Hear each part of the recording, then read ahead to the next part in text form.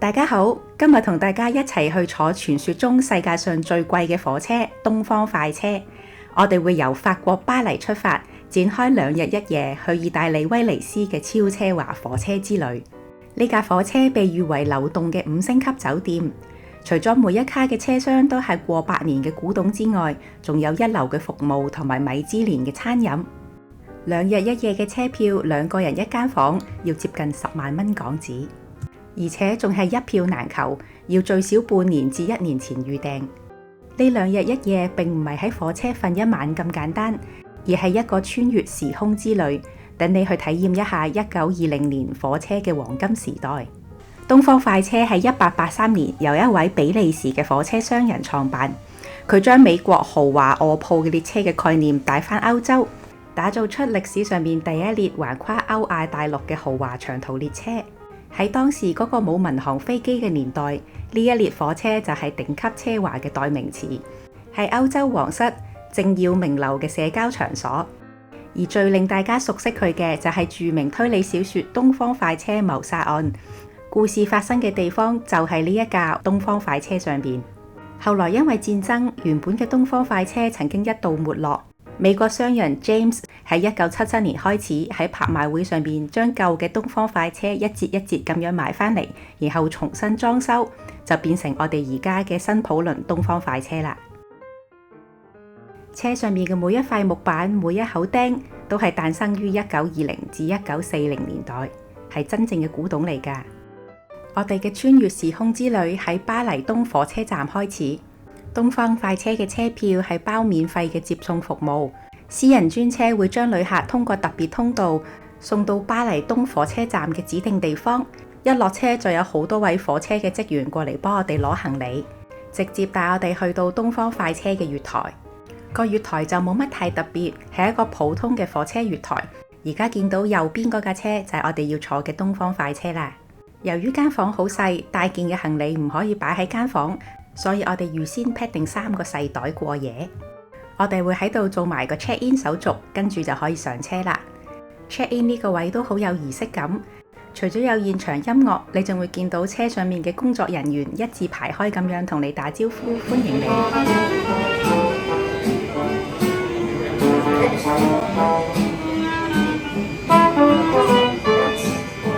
月台上面會有幾個專門為東方快車準備嘅登記櫃位。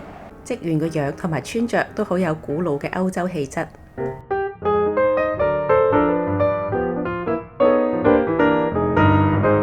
呢個就係我哋張車票啦，一定要好好保存。我哋訂嘅係經典房，係 G 號車卡嘅6號包廂。呢一隻係全車最平嘅入門級房。我哋總共係92,040蚊，2個人1間房。另外仲有套房、豪華套房，價錢會比我哋嗰個貴多3-4倍。呢啲房面積大啲，豪華套房仲會有固定嘅睡床，唔使朝行晚拆。房入邊亦都會有自己嘅洗手間，唔使同人哋 share。豪華套房仲有佢哋自己嘅名，例如巴黎套房、布拉格套房咁樣，入邊嘅裝修同埋佈置都會有啲唔同。訂嘅時候可以根據自己中意揀翻唔同嘅風格。奢華程度直頭好似住緊一個移動嘅宮殿咁。呢啲套房嘅價錢2日1夜大約係20至30萬港紙。而最誇張嘅就係呢度嘅總統套房，全架車入邊得1間，價錢成50至60萬港紙1晚，係舊年先至開始有嘅。佢非常之大，差唔多1個人獨佔成個車卡咁滯。早年比利時同埋保加利亞嘅國王都曾經乘搭過東方快車，唔知佢哋間房係咪就係咁嘅呢？2次世界大戰之前，東方快車有好多架，但係而家就剩翻呢一架新普倫東方快車。佢每年3到11月都穿梭於唔同嘅歐洲城市，而我哋坐嘅來回巴黎同埋威尼斯嘅就係最經典嘅行程。佢嘅官網可以直接訂位同埋俾錢，亦都可以透過各大旅行社去買飛，唔需要好似日本嗰啲列車咁樣抽籤。成架東方快車有1.5公里咁長，其中有12節嘅臥鋪車廂、3節嘅餐車同埋1節好出名嘅酒吧車廂。另外仲有2節係屬於工作人員嘅。我哋而家要揾返屬於我哋嘅 G 號車廂，沿住個月台一路行，你就會見到呢個復古嘅藍色車廂前邊，着住經典藍色制服嘅管家。每一個車廂都有自己嘅專屬管家，佢會企喺你嘅門口度等你，全程會照顧你嘅起居飲食，仲會幫你攞行李。我哋嘅管家無論個樣同埋個動作都好似古時嘅紳士咁啊！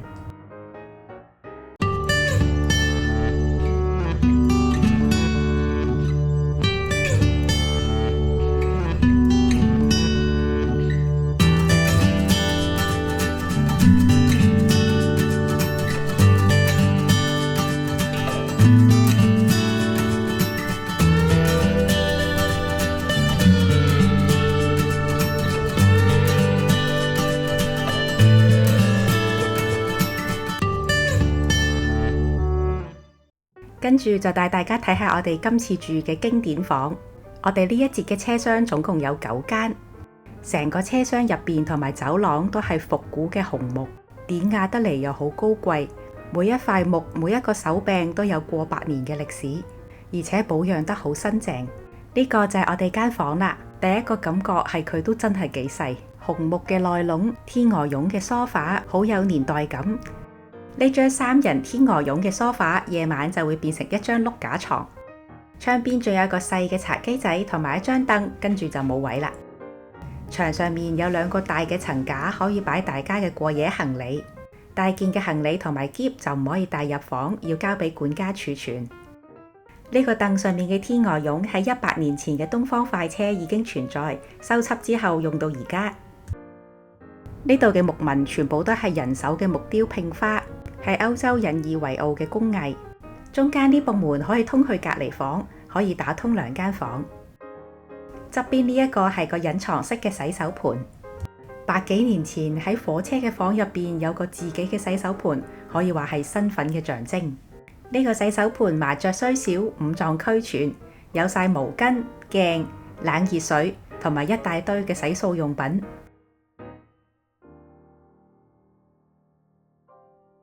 啲洗漱用品嘅包裝仲特登整到好有年代感。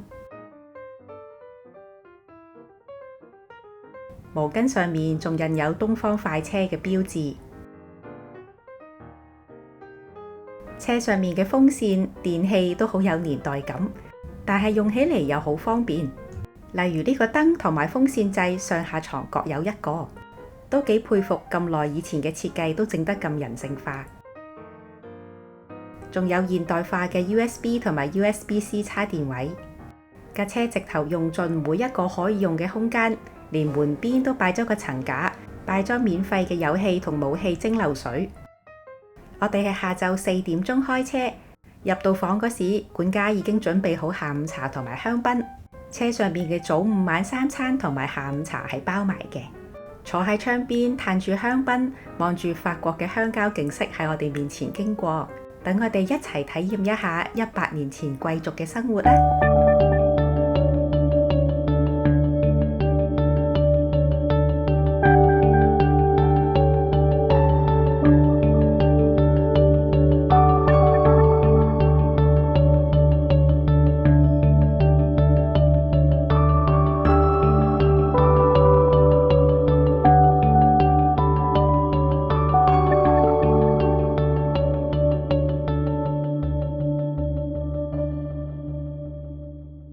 開車冇耐，我哋個管家就嚟揾我哋，介紹呢架車嘅設施，同埋幫我哋安排晚餐。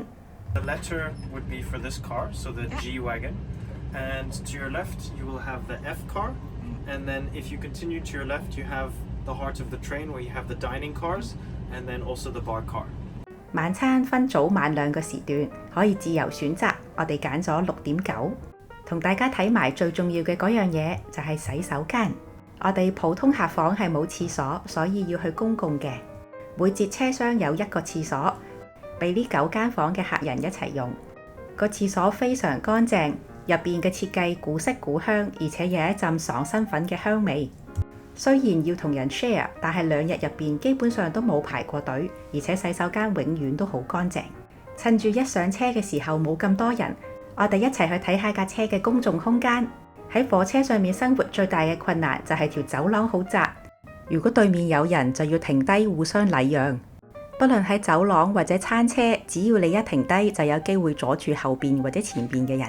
所以我哋盡量揀一早一晚冇人嘅時候先至出嚟影嘢，唔好阻住人哋。東方快車上面總共有3節傳奇嘅餐車，3節嘅設計各有特色，全部都好靚。而家見到嘅呢一節叫做北極星餐車，最出名嘅係佢牆上面嘅馬賽克拼花，配埋綠色嘅天鵝絨凳，散發住舊巴黎式嘅優雅感。呢一節車卡喺1926年已經投入服務，而家啱啱好100年。佢最出名嘅就係牆上邊嘅木工裝飾圖案，上邊全部都係植物同埋花蕊做主體，全部都係出自大師手筆，精細到好似藝術品咁。天花板呢個吊扇都係古董嚟㗎，由黃銅同埋木片製成。連頭頂嘅置物架、窗簾鈎同埋台上面嘅燈都係黃銅，每一件物件都好似穿越時空而嚟。火車3個餐卡入邊總共有6位廚師，係米芝蓮嘅星級團隊，為100幾位乘客提供午餐同晚餐。佢哋嘅廚房就係位於餐車同埋餐車中間呢個咁細嘅地方，架火車仲要搖下搖下，咁都可以煮到米芝蓮大餐。我覺得佢哋真係好勁。中間嗰架餐車叫做藍色海岸餐車，呢度嘅風格同頭先嘅北極星餐車完全唔同，冇咁多黃銅同埋雕刻，換咗藍色大大張嘅天鵝絨梳化同埋深色嘅木材。佢最有特色嘅係2隻窗中間嘅玻璃磨砂面板，全部都係法國玻璃大師嘅真跡。雖然好多人都話呢一卡嘅餐車係3卡入邊最靚嘅，不過我自己就比較中意頭先嘅北極星餐車。我覺得嗰度嘅裝修比較華麗，更加貼近我對100年前貴族生活嘅想像。呢度仲有張6人大台，3架餐車入邊得呢度有。跟住睇下第3卡餐車，呢度亦都係我哋今晚會食晚飯嘅地方。呢一節叫做東方餐車，呢度嘅氣氛同頭先嘅北極星餐車有啲相似，都係比較古典奢華嘅路線。佢嘅牆上面又有好多黑色嘅漆木面板，係為咗表現出神秘嘅東方異國風情。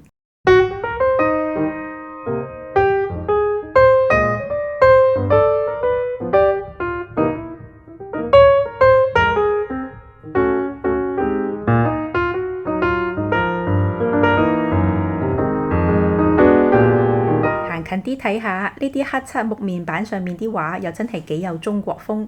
呢個上邊嗰啲係鮮殼嚟㗎。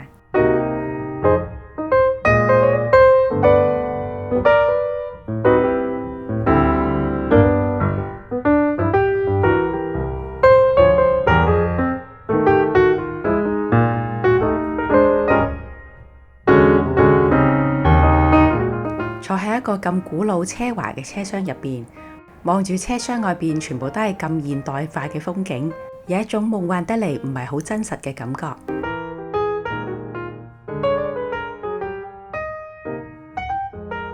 跟住我哋睇下呢架車最出名嘅一節車廂3674酒吧，呢度係成架車嘅社交中心。佢個裝修奢華得嚟又有藝術感，直頭好似電影入邊先會出現嘅場景。呢節車廂1931年已經投入服務，80年代先至重新再裝修，成為而家呢一個樣。成個車廂完美保留咗1920至30年代呢個黃金時代嘅風格。天花上面有好多幾何感嘅線條，有好多鏡面，仲有黃銅嘅裝飾，襯翻藍色天鵝絨嘅梳化，成個氣氛非常之有貴氣。所有細節由天花嘅吊扇、牆上面嘅壁燈，甚至窗簾，都好似穿越時空而嚟，訴說緊100年前嘅故事。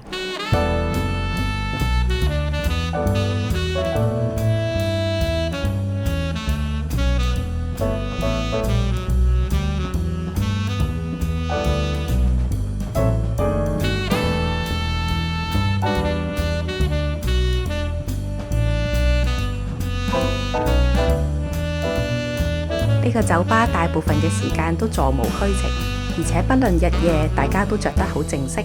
有駐場嘅鋼琴師為大家演奏。聽講夜晚係冇特定嘅閂門時間，係演奏到最後一位客人都返房啦，先至停嘅。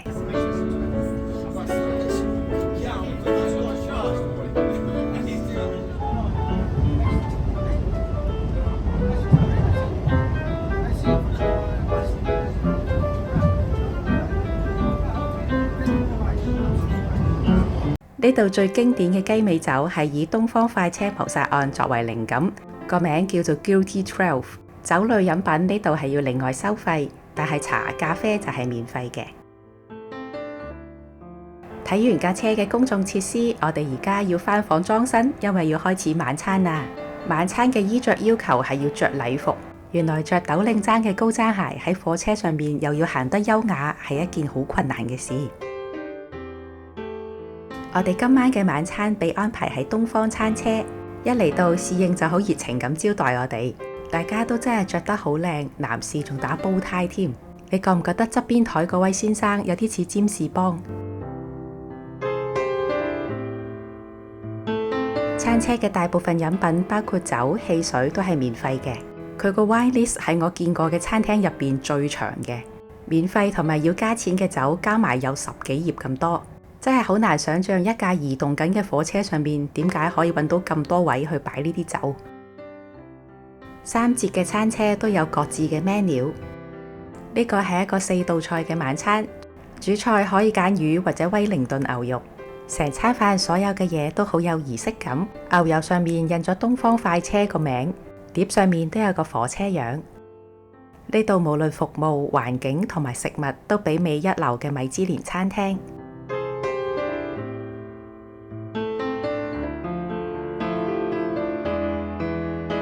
前菜係龍蝦沙律，有大大隻蟹鉗，味道同埋造型都一流。主菜我哋揀咗威靈頓牛，軟硬適中，火候啱啱好，連啲醬汁都好好味。喺架移動緊嘅火車上邊可以食到咁精緻嘅晚餐，真係一個好獨特難忘嘅體驗。食完主菜，用雪巴清一清個喉嚨，跟住侍應就捧咗一大盤嘅芝士，等你可以隨便揀。之後嘅甜品係意大利嘅特色 Tiramisu， 佢個樣係同東方快車一樣樣㗎。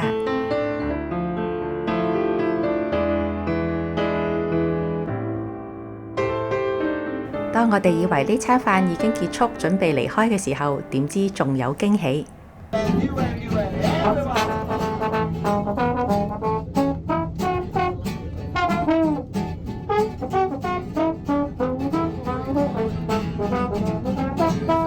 為咗餐晚餐，喺火車上邊特登安排2位樂師，呢件事真係好奢華。食完飯返房啦，管家已經將我哋嘅車廂變咗我哋嘅睡眠空間。我哋嘅經典車廂係上下格嘅碌架床，貴1倍嘅套房或者以上先至係打橫嘅2張床。雖然係碌架床，但係呢2張床無論大細同埋床褥都好舒服。爬上上格床嗰條梯個面都係皮嘅，踩落去唔會揞腳。架車仲會送埋睡衣、拖鞋同埋一支紀念用嘅筆。上格床嘅空間好闊落，唔會頂住個頂，有自己嘅閱讀燈。床邊仲有2條繩，等你感覺上唔會碌落床。架車搖下搖下，好似搖籃咁，瞓得好好。各位晚安，我哋聽朝見。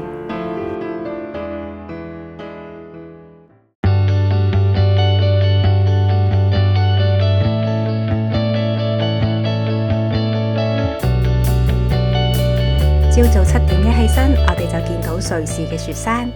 東方快車沿途嘅風景都好靚，好有特色。由巴黎出發，經過法國嘅村莊，喺第2日嘅清晨去到瑞士嘅境內。呢個係成段旅程入邊風景最靚嘅地方，可以見到連綿嘅雪山。個景色同法國一望無際嘅平原的確係有好大分別。梳洗準備好之後，我哋就可以請管家幫我哋執床同埋準備早餐。我哋都好想知道喺間咁細嘅房入邊，點樣可以將呢2張床變翻1張梳化。而家就睇我哋嘅管家變魔術啦！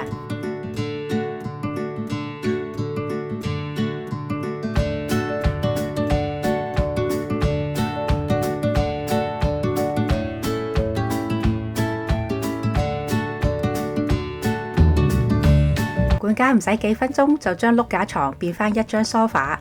而且全程姿勢動作都保持優雅。執完房嘅同時，我哋嘅早餐亦都準備好啦。呢個係一個簡單嘅歐陸式早餐，有各式各樣嘅麵包、水果、茶同埋果汁。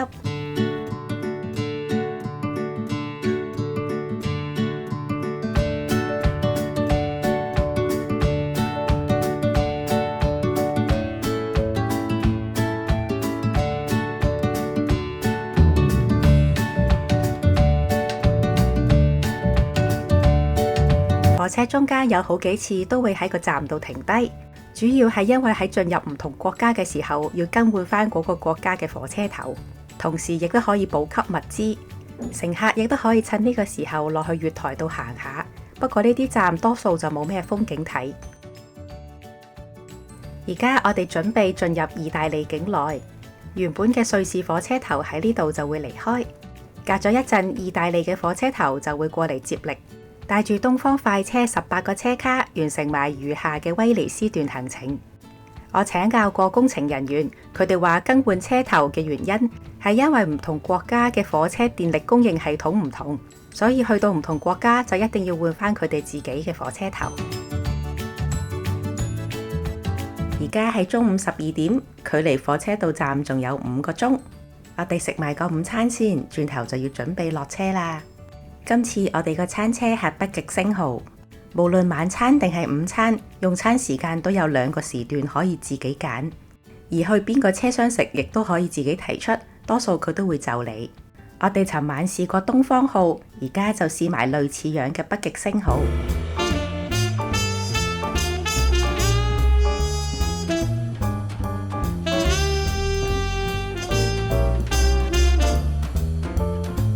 午餐係傳統嘅意大利菜，菜單會根據火車去到嘅城市同埋當時嘅季節而不停更改。食緊飯嘅時候，火車啱啱進入意大利境內著名嘅新普倫隧道。呢條隧道喺1906年開通，當時係全世界最長嘅鐵路隧道。佢對東方快車嘅歷史有決定性嘅影響。未有呢條隧道之前，舊嘅東方快車主要行德國、奧地利、維也納。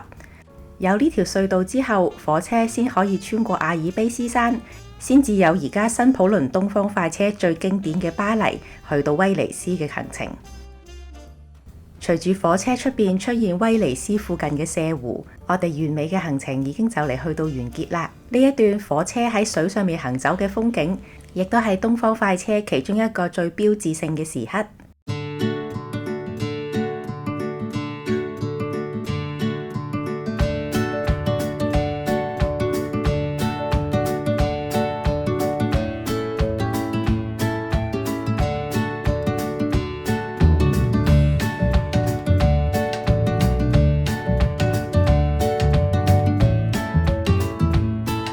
當架車慢慢進入威尼斯嘅聖路西亞車站嘅時候，我哋嘅旅程就正式完結啦。管家會幫你將行李搬返上月台，車上面嘅工作人員會好似上車嗰時咁一字排開，然後同你講拜拜。火車公司仲會包埋當地導遊同埋一程水上的士，帶你去威尼斯嘅酒店。威尼斯呢個水上都市有自己嘅魅力，我哋已經第3次嚟，依然覺得好靚。我自己覺得搭水上的士喺大運河行呢一轉係最好嘅體驗方法。我哋今次嚟威尼斯會住喺大運河上邊嘅聖 Regis Venice。呢間酒店嘅前身係1895年已經開幕，殿堂級畫家莫奈、弗洛伊德、丘吉爾同埋戴安娜王妃都曾經住過呢度，係大運河上面最具標誌性嘅酒店。我哋將會入住港幣8萬蚊一晚嘅聖路西亞套房，係威尼斯奢華住宿嘅天花板。下一集我哋就會同大家介紹呢一次嘅住宿體驗。如果大家鍾意我哋嘅影片，記住訂閱同埋 like， 等我哋帶你10分鐘去旅行，亦都可以去我哋嘅 Facebook 同埋 Instagram 交流下。咁我哋下次見啦，拜拜。